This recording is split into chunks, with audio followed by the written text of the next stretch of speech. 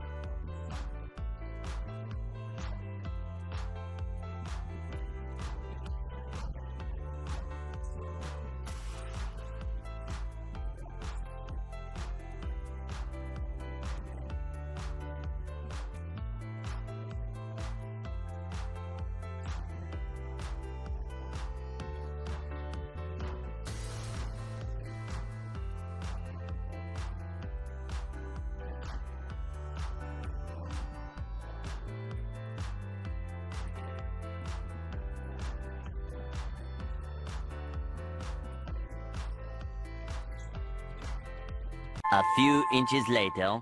So right now, itong ating recording, ang gamit na natin na of course itong BM800 at saka itong V8 Soundcard. Pinalitan ko na siya from the Camtasia. So hindi na tayo gumagamit ng Boya. And try natin yung functionality ng bawat isa.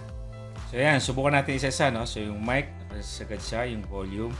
And kung gusto nating magkaroon ng echo, so try natin mag-echo. Echo! 1, 2, 3, round 1! So narinig nyo yung echo effect. So I hope mayroon na effect. Ako narinig ko kasi may echo effect.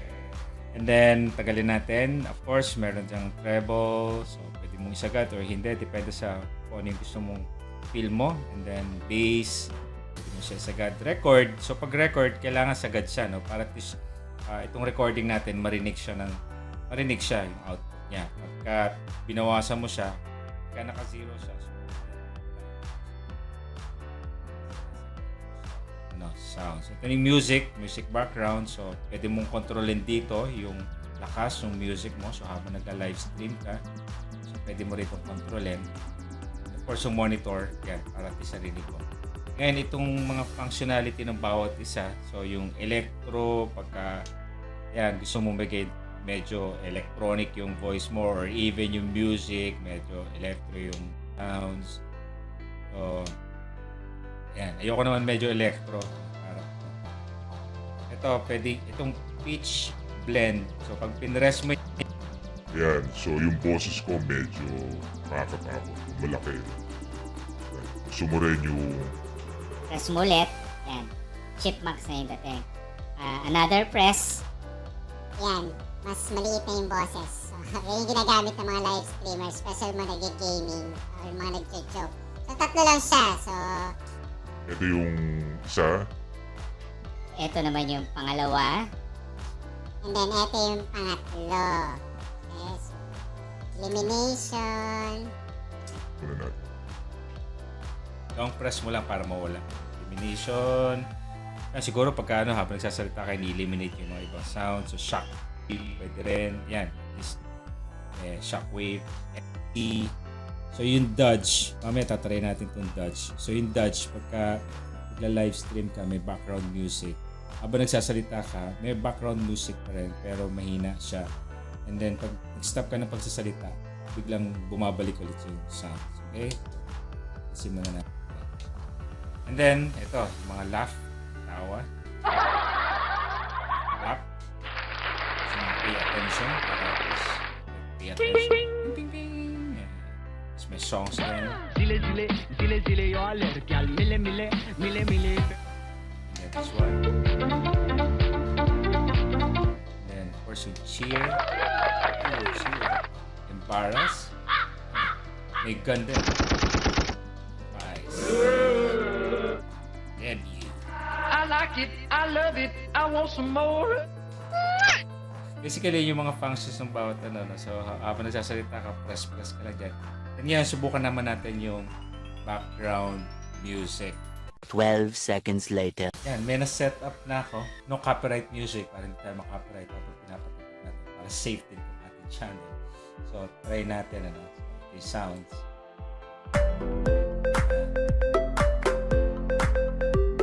Magkano siya. So, kung babawasan mo, pwede rin dito. Ayan, humihina siya.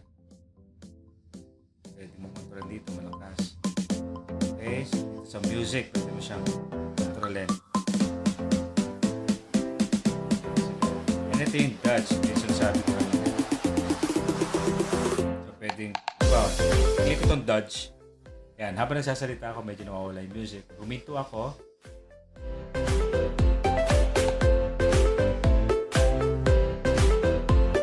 Yan, so salita ulit ako.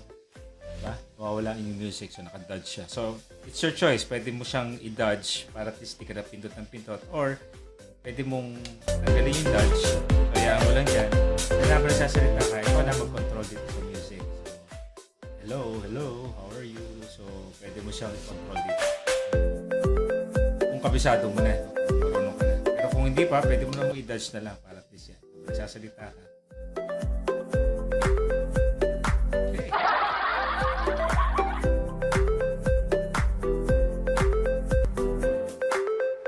Pwede nyo nating baguhin siguro yung ano. So, alisin muna natin yung Dutch. Electro.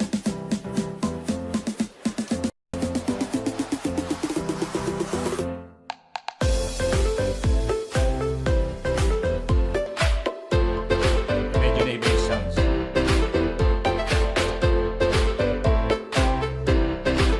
Tinras ko yung elimination. So, alisin natin yung electro.